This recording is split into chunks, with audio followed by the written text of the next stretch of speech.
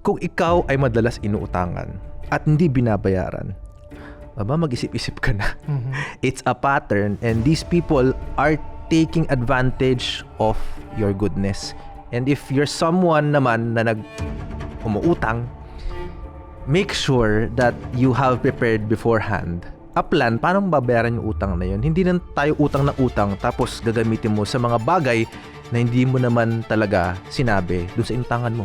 Para nga sa akin, minsan yung nagpapahiram na gano'n, sabi nila it's too big kasi hino-hold up mo yung tao in some ways. Putting a shotgun in their mouth na kasi yun namumulubi tas kukuha mo na interest. Para sa akin, hindi Yung taong meron naman, yung hindi naman na hospital yung magulang. Kaya ako, I don't see na lahat ng 5-6 masama. Pero sa mga, kasi makikinabang ka rin, tulong instant. Pero sana naman huwag masyado mataas yung interest. Ay, syempre naman. Nandun naman tayo. Syempre. Lalo kasi usually naman na mangungutang is someone na kailangan. Yeah, diba? kailangan talaga. So, parang ako lang, tinitignan ko lang yung both sides. Kasi what if ikaw yung nagpautang? Or ikaw naman yung umuutang? Paano mo nalaman kung yung utang mo is healthy na utang? Hindi ka parang... Hindi ka pabigat doon sa tao. Kumbaga, yun nga, parang at some point hindi ka parasite kasi di mo alam kung susoli pa sa'yo o hindi di ba? Oo. Number one, transparency talaga. Where will you use the money for?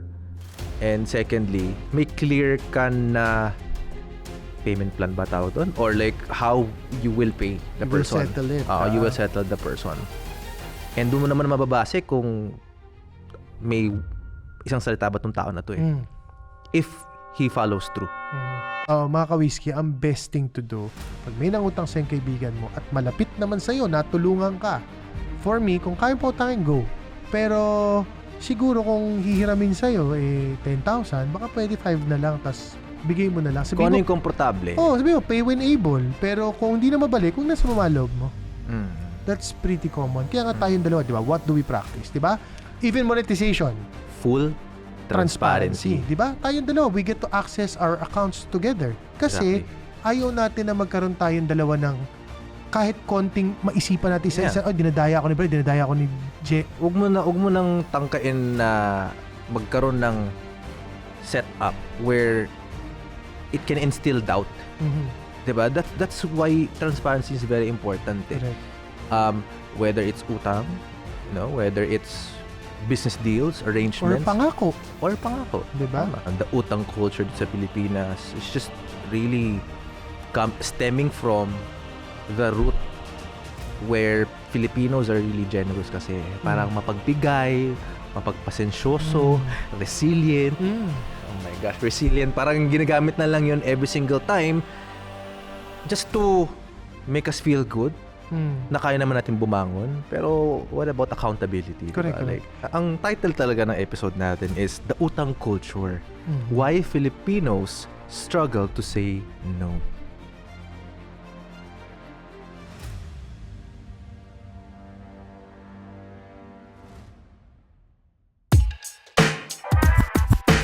Podcast na naman with Gerald at Brian. Aral lang pulutan sa inuman at kwentuhan. Pinagsamang veterano, parehong talentado. Ihanda ang may katbaso sa lames at intablado. Gusto ko ganito, ang kwentuhan lang ay easy. Nagiging totoo lalo pag naka-whiskey. Pero hinay lang, para goods pa rin ang kidney. Pormahang mabait pero mga baraid deadly. Hubat lang ang beat pero kumakalabit. Hip-hop kalakit sa struggles ko sa streets. Kung usapang patagisan, huwag magbaka sa kalibro. Utak namin hinulman ng kali at sa kalibro.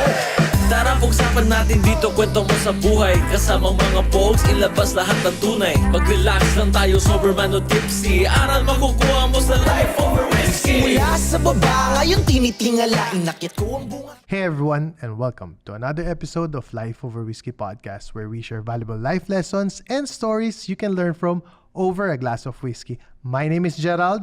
And I'm Brian. Welcome, Direk J. Welcome, Bri. And nandito pa rin tayo sa napakagandang studio ng Tritone Entertainment. Grabe talaga tong studio na to. Parang mainstay na tayo dito, no, Direk? Oo nga Actually, nakakatuwa dito, Bri. Kasi from the director, lahat, from the cameraman and everybody, lahat dito is parang family na. Kasi tagal Oo, na rin natin tama, nagsushoot dito, di ba? Oh, and they're very, very accommodating. Lalo na sa mga request natin, sa lighting. Grabe, Tama. maganda ba ang lighting namin, guys? Yeah. Mga ka-whiskey, maganda ba ang lighting? And if you are interested to check out this place, reach out lang kayo sa messenger sa Facebook nila para ma-experience nyo rin ganitong quality of production. Yes. Maraming salamat, Triton Studio, sa lahat ng bumubuo nito. Salamat sa inyo. And of course, Direk, hindi mawawala ang ating favorite whiskey, Ay, sino ba to? Charles and James. Ayun na Maraming nga, salamat, diba? Charles and James, for sponsoring this episode. Direk Che. Kampay muna tayo bago Kampay tayo muna tayo bago tayo mag-umpisa. mag-usap. Namiss kita, ah. Musta? Pautang naman. Ayoko niyan, Bray. Pagka musta, alam mo ng utang na pag-uusapan dyan eh. Nakakatawa na ganun yung topic natin for tonight. Pero actually, na-agree tayo na ang title talaga ng episode natin is The Utang Culture. Why Filipinos Struggle to Say No. Naku po. Lalo na yung sinasabi nga natin, no, nag-message sa'yo, musta? Ano kaya susunod doon? No, nga. Pare, baka meron ka naman dyan kahit 1.5 lang. Babalik ko sa katapusan. Ay, Gcash mo na lang. Oo. Pero pupusta ko sa'yo pagdating ng katapusan, hindi magre-reply yon. Oh, and I think, Direk Jed, that really gives a lot of perspective kung paano yung kultura dito sa Pilipinas when it comes to maybe utang na loob at hiya na sometimes it defines the decisions we make. Lalo na kapag yung nag-message sa'yo, sabihin na natin kapamilya mo. Ikaw ba, minsan nakakatanggi ka ba o minsan buibigay ka na rin? Iniisip mo na lang, ibigay ko na lang to. Family member. Okay. For example, in scenario muna tayo ng family member. Iniisip ko kung family member eh. More on siguro acquaintance and friends. Ako nararanasan yan. Family member, parang masyadong maliit yung percentage sa akin na naranasan ko siya. But anyway, in general na lang natin. Okay? Dati, kapag nagpapautang ako, magkano ba utangin mo? For example, tanongin kita, sige, Bray, kunyari. tayong dalawa, magkano ba utangin mo, Bray? Direk, okay lang ba mga 10K? 10K. Kailan mo ba susuli? Katapusan, Direk. Para saan lang if you don't mind me asking? Hindi kasi may emergency lang. Nagamit ko kasi yung pera ko eh. Sige. Ito 10K. That is the old me. That is the old me. What's the new you? The new me is like this. If you're going to borrow money from me, I would lend you something that I can let go. So hindi mo na, parang with an expectation, there's a possibility na hindi na bababalik. Yes. Kasi before, admittedly, not only to my friends but also to my coworkers, dati may ganun ako na parang naaawa ako. Siyempre, papautang tayo. Pero minsan, nakakapasok din kasi ang ending, pag hindi ka nabayaran on time, iba badmouth ka pa. In such a way na parang... Ikaw pa masama? Oo, in such a way na parang, eto si Gerald, ang laki-laki ng kinikita, ano ba naman yung gantong amount lang? Kasalanan mo pa, no? Nag-gaslight ka pa. Oo, may ganon. Tapos meron din naman iba, madamot ka talaga. Alam mo yung ganon? Talaga literal na madamot ka, mas maugali mo kasi minsan sasabihin mo, kunyari ganito, sige, Bray, I'll give you na lang 2K. Kumbaga parang it's like teaching you a lesson in a way na huwag kang umasa sa ibang tao pero tutulungan pa rin kita. So may mga time na, kunyari 10K hiningi sa'yo, like a reference lang. Okay. Pero sabihin mo na kaya ko lang ibigay, 2K, ganun. May ganun. Maraming ganun. So ako kasi yun, ano na yun eh. Kumbaga, I consider it as lost already. It is not something that I would really feel. Kumbaga, kasi minsan pag pinangakuan ka na, Bray, sasama lang loob ko sa'yo pag hindi mo tinupad yung pangako mo sa akin. Parang may pattern eh, di ba? Yeah. Na parang nare-recognize mo na, teka lang, paulit-ulit na lang eh. Hindi, tsaka you're crippling the person. So for example, ikaw, hiram ka sa akin ng 10K. Pag all the time nahihiram ka, papahiramin lang kita ng papahiramin, don't you think at the end of the day, ang go-to guy mo na is me? So, kapag nangyari yun, I'm crippling Sugar you. daddy. Zaddy naman, Zaddy. Pero I think, Direk, if you talk about the psychology, bakit kaya mga Pilipino no, na they can't say no a lot of times? Maybe because sa kultura nga natin, we're generous and accommodating eh. Correct. Na, sige, pagbibigyan ko na. Nakakaawa naman. Oo, nakakaawa naman. Kaso, Pinipilay madalas. mo eh. Hindi, tsaka pinipili mo siya at the same time, paulit-ulit na naabuso, pero minsan, tinatanggap mo. You're staying silent even if you have to speak up. Correct. To the point na, ano bang gusto nito para magbayad? Marami tayong nakikita, nagpo-post. Pinapost talaga. Pinapahiya or pinapapulis Oo. or there's a lot of things. Minsan pinapatakot pa nga. Di ba? I mean, maraming senaryo eh. Kaya lang para sa akin, lalo na kung close friend mo, mas maganda yung wala nang kinalaman sa pera. Ako yun yung sa akin ha. Kasi, yeah. Pero sa yung pakiramdam na may obligasyon eh. Di ba minsan, yun nga, if may utang na loob ka, diba? Let's just put it into perspective. Like, for example, dati, siya nakakaangat, tumulong siya sa'yo.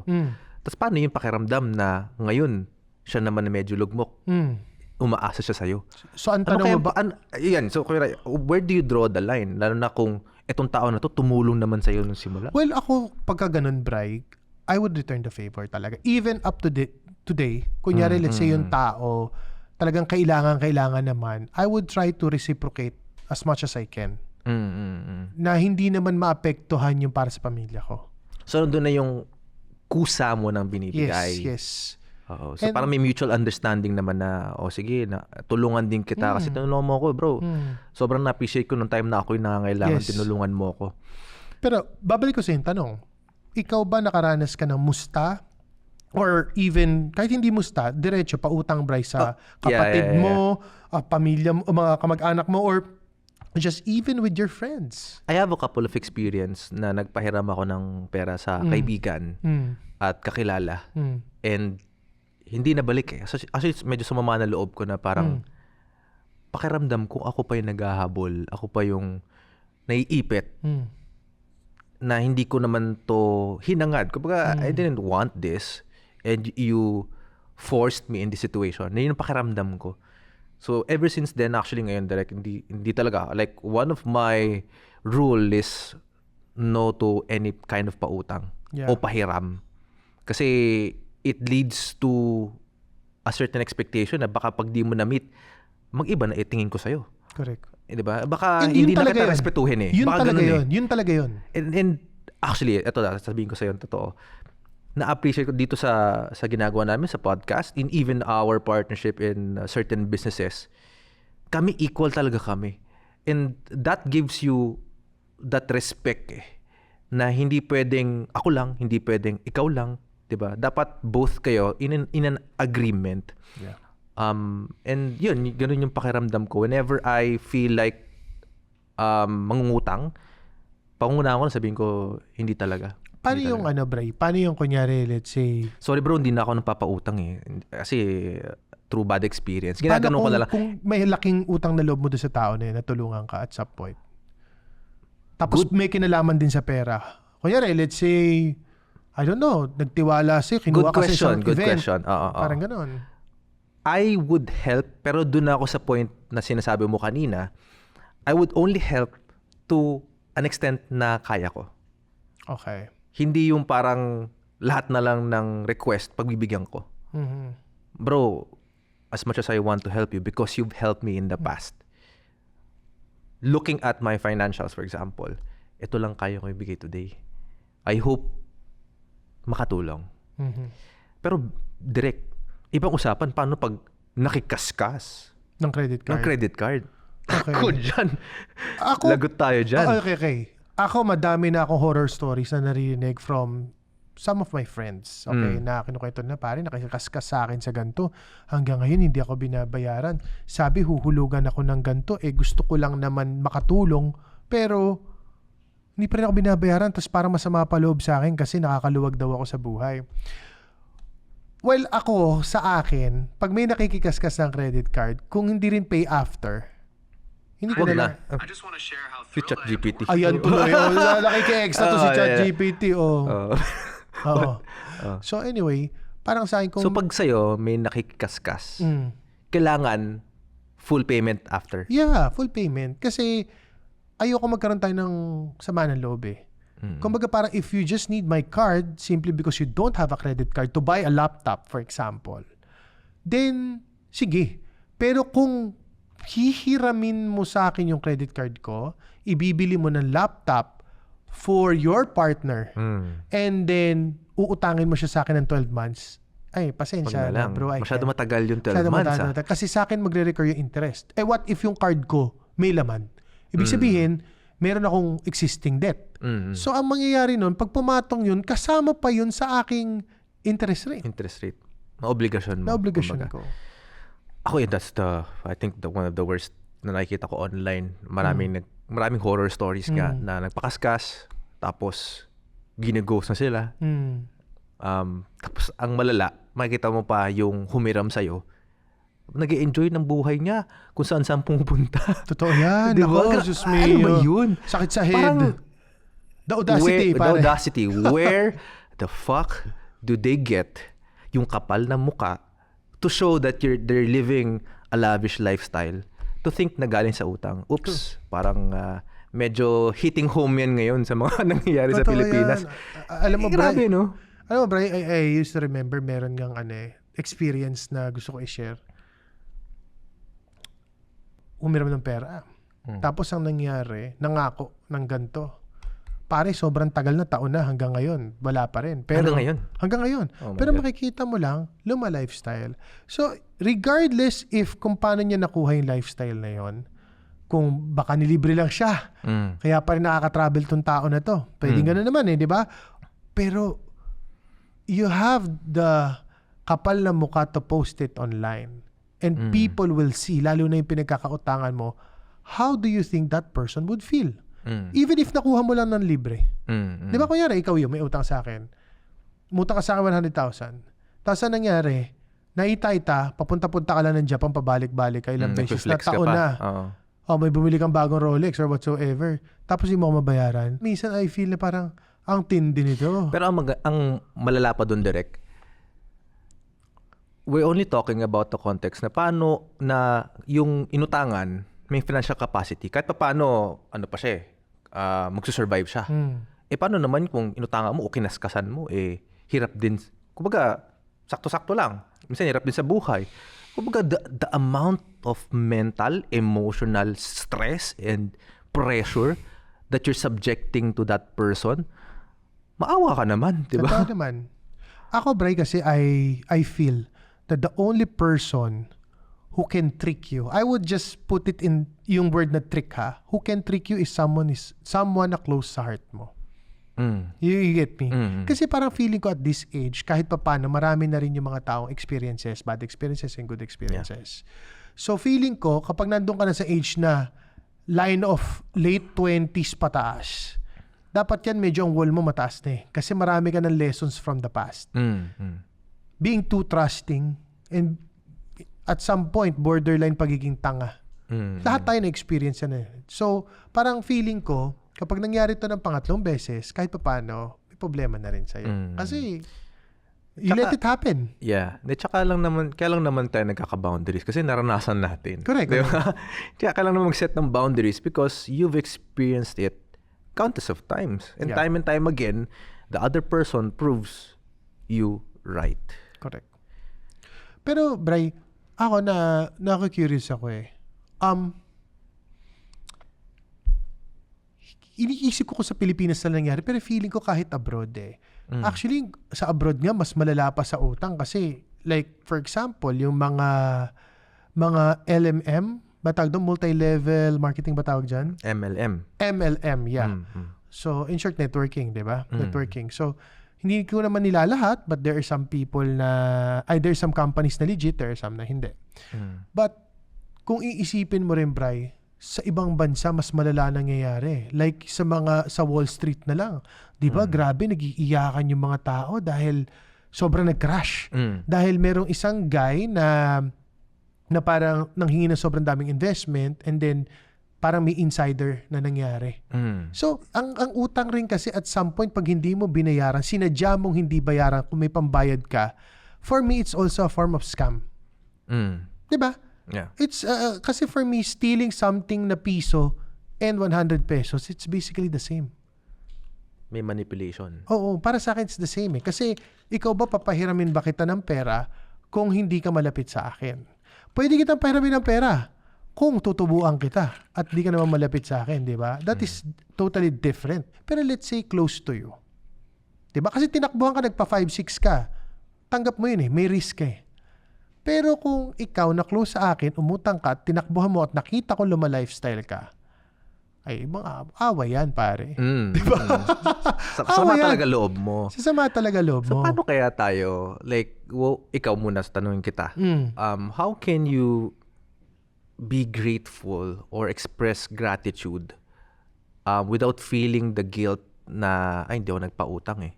Diba? Na kunyari, like, what would you say na pwedeng gawin, like say for someone na nilalapitan ng kakilala, ng pamilya. Paano ko hindi magi-guilty? Paano ka hindi may guilty? Alam mo, mahirap yung tanong mo, pero ang unang pumasok lang sa utak ko, if it doesn't feel light, then it's not right. That's one. Even if may sabihin siya. Yeah, after. that's one. Kasi meron ka naman pinapautang na magaang eh. Meron yung parang mabigat sa yung i-let go, di ba? That's one. Number two, siguro nandun ako sa point ng buhay ko na hindi ko nakukunin yung lesson para sa'yo. You understand? Kumbaga parang what if ang lesson talaga for you is Kung humanap ng paraan. humanap ng paraan or parang, sige, malugmo ka ngayon para for you to find your own greatness. Magsumikap ka. Yeah. Hindi kita tutulungan, Bray. Kasi parang sa akin, that's not my lesson anymore. It's like, I'm getting your lesson from the universe eh. Yeah. To that topic, biglang pumasok sa isip ko na a lot of people are desperate to resolve a problem kasi sila umuutang. But sometimes, they're not creative enough to find an alternative solution. So, let's say, if you're needing, let's say, 10,000, you could sell something, you can offer a specific service. I see this kind of approach sometimes na parang pag nangangailangan na talaga, instead of resorting to utang na hindi mo naman alam paano mo din babayaran, why not be creative around it? And I feel like one of the things that you could do to support or help somebody who's in need is to, number one, know what is the situation, the current situation, and number two, ano-ano yung pwede niya ma-offer, and maybe come to, the third one is come to us, like, a certain way na paano niya kikitain yung 10,000 without having to resort na mangungutang siya sa'yo. Yeah. Alam mo bakit ako natatawa? Bakit? Ginawa mo na ba yan? No. Okay. Going to the studio, meron tayong topic na ganyan eh. Na parang most of the people would want shortcuts. Shortcuts, yeah. Okay. So, yung ibang tao, ang ginagawa nila, Bray, kasi is high financing lifestyle. Rinig mo na ba yan? Yes. Oo, yung uutang ako sa'yo, tapos ang mangyayari, uutang, para mabayaran kita, uutang ako sa iba. Tapos ito naman, para ma-solve ko yung utang ko, uutang ulit ako sa iba. So gets mo? Cycle. It's a cycle. To answer kung ano yung sinasabi mo, pag tamad ang tao, gusto na shortcut, talaga madidilechi tayo, Bray. Did I answer your question? Tsaka mahirap talaga na yung ganong sitwasyon na parang pakiramdam mo parang gusto mo talaga mag-shortcut. Pakiramdam mo, yun na, sige, sa'yo na ako kakapit para ma-solve ko agad yung problema ko the fastest way possible. Minsan hindi mo na iisip yung kapakanan nung inuutangan mo. Yeah. Okay, may tanong ako sa'yo. Kailan ka ba pwedeng umutang, Bray, na hindi ka nagiging parasite? Meaning, pwede kang umutang pero on a healthy way. Pwede kang umutang. Ako kasi I know kung paano. Pero ikaw tatanong sa perspective mo, paano mo masasabi ang isang utang tamang utang at hindi ka parasite? Magandang question. Paano mo nalaman kung yung utang mo is healthy na utang? Hindi good ka that parang... Hindi ka pabigat doon sa tao. Kumbaga, yun nga, parang at some point hindi ka parasite kasi di mo alam kung susoli pa sa'yo o hindi di ba? Oo. Number one, transparency talaga. Where will you use the money for? And secondly, may clear ka na payment plan ba tawag doon? Or like how you will pay the person. You will settle it. You will settle the person. And doon mo naman mababase kung may isang salita ba tong tao na to eh. If he follows through. For me, Bri, Ano yung para sa'yo? alam mo, paano ko malalaman na ang utang is a healthy utang? Mm. That I would use that money to earn more money. Nagigets mo? So, Yeah. ako for me, ganun. Yung kunyari, medyo I would say 75 to 80% sure ako na kapag hiniram ko to sa'yo. Sample lang ha. Kasi nanghiram ako sa pera. Yeah. Ngayon, sabi ko, Bri, kailangan ko ng camera for this project. Now, if you lend me money, I will buy an A7S III. O, kunyari lang, A7S III ha. Kunyari lang yan. Medyo luma na, pero kunyari lang, okay? Ngayon, dalawang shoot ko lang, bawi ko na yun eh. Yeah. On a financial standpoint, Oo. yes, I do agree. Ganun Diba? talaga. Para mas kampante din, reassured Oo. yung inuutangan mo na, bro, may project ako na parating. At hindi lang yun. Pakikitain din kita. Bibigyan kita ng royalty. O, di ba? Saan ba pwede ba ako mag-invest na lang? In short, tubo. So, for example, Bri, thank you for lending me 100,000. For example, I was able to buy, let's say, 2 second-hand cameras, and I need to start my business. So, after 2 months, I'll return the money to you with 10%. So, kunyari lang yung 10%. Ano lang yun? Yung pumasok, or 2%. 10% is too much, sorry. But kunyari lang, 2%. Diba? So, it's something na parang saying thank you. Kasi without you, hindi ko makukuha yung project eh. So, for me, that is an utang na healthy. It's well thought out. Oh, kasi ano siya eh, both ways eh. Nag-reciprocate eh. Pinahiram mo ako, kumita ako, pinakita kita. So for me, minsan yung mga tao, hindi po ako nagpapa 5-6 mga kaibigan. pero mukha lang po akong babae. Baka pwede daw direct ba? Mga ka-whiskey, dito nyo narinig ang service. So anyway, ang point ko lang, Bri, is that para nga sa akin, minsan yung nagpapahiram na gano'n, sabi nila, it's too big kasi hino-hold up mo yung tao in some ways. Eh. Putting a shotgun in their mouth na kasi yun namumulubi, tas kukuha mo na interest. Para sa akin, hindi ah. Yung taong meron naman, yung hindi naman na-hospital yung magulang or na kailangan ng pera, yung parang tipong, kaya ako, I don't see na lahat ng 5-6 masama. Pero sa mga, kasi makikinabang ka rin, tulong Pero instant sana naman huwag masyado mataas yung interest. Ay, syempre naman. Nandun naman tayo. Syempre. Lalo kasi usually naman ang mangungutang is someone na kailangan. Yeah, diba? nangangailangan talaga. So, parang ako lang, tinitignan ko lang yung both sides eh. Kasi what if ikaw yung nagpautang? Or ikaw naman yung umuutang? So, parehong may advantage and disadvantage. Yeah. Meron ka naman naranasan, direct, na pinautang mo, nagbayad. Tapos sa sobrang na-appreciate ka niya, in the future, binalik niya sa'yo yung favor. May ganun ka bang experience na? I'm thinking now, ha? Parang parang wala. tinulungan. Parang wala, Wala. Bri. Parang lahat ng may atraso sa akin, hanggang may atraso pa rin sa akin. Yun lang. Kaya nga sinasabi ko siya at some point, naging tanga din ako. Too trusting. So, doon pumapasok na yung wall mo. Medyo tataasan mo ng konti. Yeah. And sometimes we grow wiser through the experiences na katulad nga na ganun. Na sabihin natin nagpakatanga tayo to a certain point, at a certain point in our life. And that gives us, perspective na ayoko na ng ganun. Ayoko na ng ganitong sitwasyon. Diba? Pero babalik ko sa tanong, ikaw sumagot ng sarili mong tanong. Wala din eh. Wala din. Wala rin, di ba? Wala din, oo.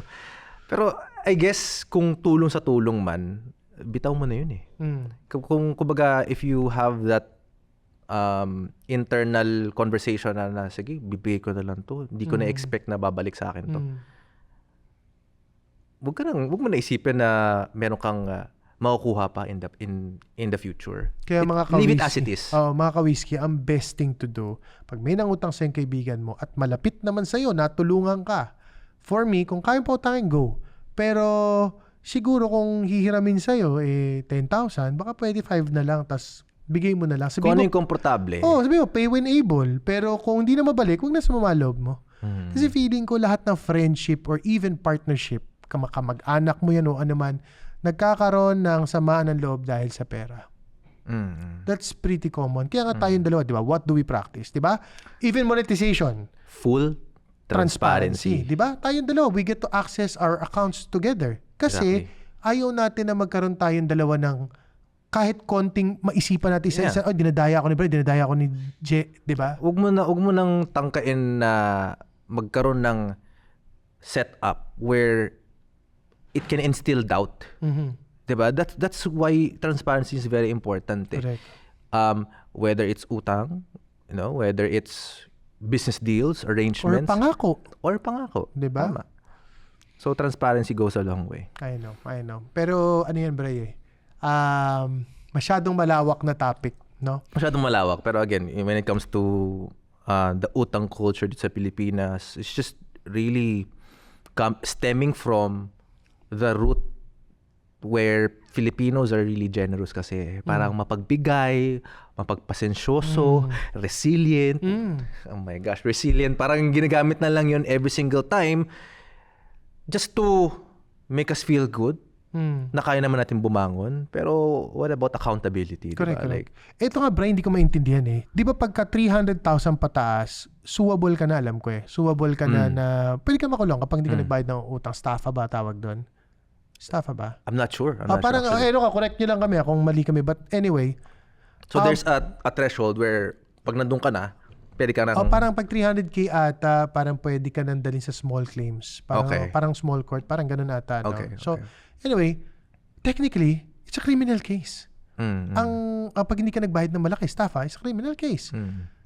Ang hindi ko maintindihan, Bray, bakit yung ibang tao, like sa movies, napanood mo, gino-glorify yung mga mafioso.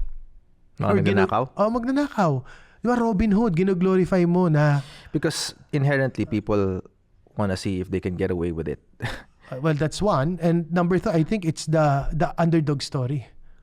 Di ba? At some point, underdog kasi ako walang pera, nangutang lang ako. Pero pag hindi ka binayaran, it's still like a criminal thing to do. Di ba? So, yun yung hindi ko maintindihan. I mean, what's your view? Ako, honestly, when I was young, I love watching The Godfather. I love watching Scarface. Yung mga ganon. Parang ang galing. Paano mo na-formulate yan? Yung heist na yan. Parang lakasan din papel. Diba? Pero kung isipin mo mabuti, shit, tinuturuan mo magnakaw yung mga tao eh. At wag magbayad ng utang. Kung kanya, di ba, iba kasi mag-rob ng bank kasi meron silang utang sa loan sharks.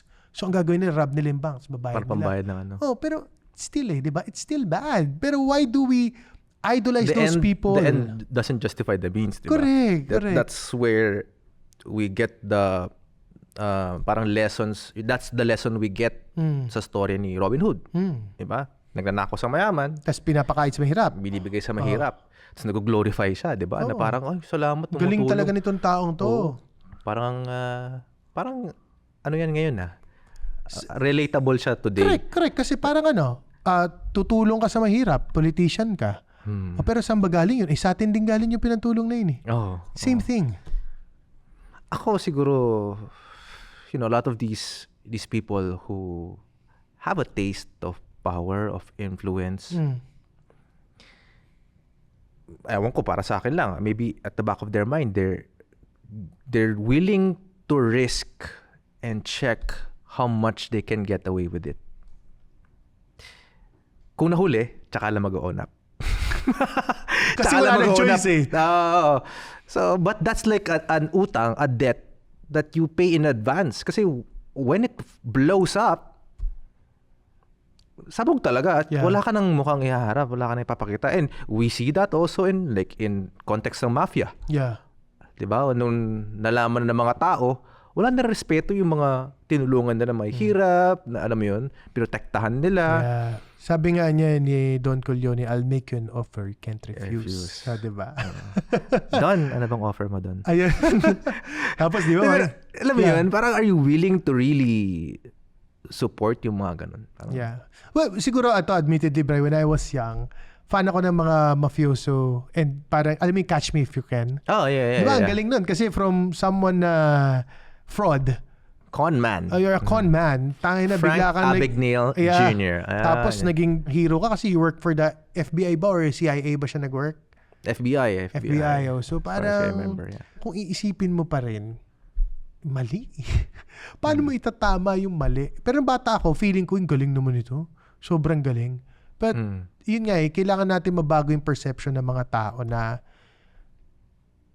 pag mayaman, pag mayaman, ang ibig nila sabihin usually, hindi na, wala nang karapatan na, parang okay lang na matalo sila. Nagigets yung sinasabi ko? Pero pag mahirap, parang laging underdog. Parang meron silang entitlement. Nagigets mo? Or may parang free pass sila, ganun ba? May free pass, Feeling mo? correct. Kaya ngayon, sinabi ko kanina, na pag inutangan mo, yung may kaya, di ba? Medyo stable naman. Kasi yung Robin Hood na Iintindihin sinasabi. ka eh. Yeah. Iintindihin ka eh. Yeah. So alam mo yun, tapos pero kung ang inutangan mo is nangangailangan din, dun talaga sobrang gera. Yeah. Pero sa mga umuutang dyan, huwag nyo antayin na yung makatuos nyo, di kayo papalagpasin. Correct. Di ba? So sa dami nyo, baka marami dyan, ang dami ng utang na tinatakasan nila. Pero may isa lang dyan, as in talagang isa dyan na seryosohin ka, baka talagang idemanda ka, Yeah. ipakulong ka. Or Wag mo worst na- case, yung pinakaayaw natin may Oo. pagawa sa yung hindi maganda. Hindi maganda. Diba? So, alam mo yun, parang huwag mo nang antayin. And I guess, Direk, if I were to conclude or share my takeaway sa episode natin tonight, is for you, mga ka-whiskey natin who's listening on this episode, kung ikaw ay madalas inuutangan at hindi binabayaran, mag-isip-isip ka na. It's a pattern and these people are taking advantage of your goodness. And if you're someone naman na umuutang, make sure that you have prepared beforehand a plan paano babayaran yung utang na yun. Hindi na tayo utang na utang tapos gagamitin mo sa mga bagay na hindi mo naman talaga sinabi dun sa inutangan mo. Diba? Gagamitin mo for your lifestyle. Huwag mong gagawin yun. How about you, Direk? Feeling ko, ang pinaka-lesson pa rin sa akin is do not be too vulnerable. Because sometimes the lesson is not for you. It's for them. So, if you keep on crippling them by lending them money, at the end of the day, wala. Sa'yo rin magbabounce back yan eh. Double whammy ka. Hindi ka na nabayaran, sumamapaloob mo doon sa kaibigan mo. So para sa akin, as much as possible, kung hindi rin lang life and death situation, huwag mo nang pautangan yung kaibigan mo. At kung magbibigyan mo na lang, huwag mo nang... Pero kung feeling mo naman, something na makakatulong, yung inaanak mo, nagkaroon ng sakit, nag-hospital, or alam nyo naman kung kailan yung tamang time magpahiram. Yun lang yung mapapayo ko sa ating mga kalobarkada and mga So magbigay kung ano lang yung kaya. kung ano lang yung kaya. And with that, Bri, And with that, maraming salamat mga ka-whiskey, mga kalobarkada. Direk, sabi nga nila, pag naka-whiskey ka, mas open ka. guys, mga ka-whiskey, stay pogs. Hey, Pogs. Cheers, bro. Podcast na naman with Gerald at Brian. Aral lang pulutan sa inuman at kwentuhan. Pinagsamang veterano, parehong talentado. Ihanda ang may katbaso sa lames at Big Eyes Production.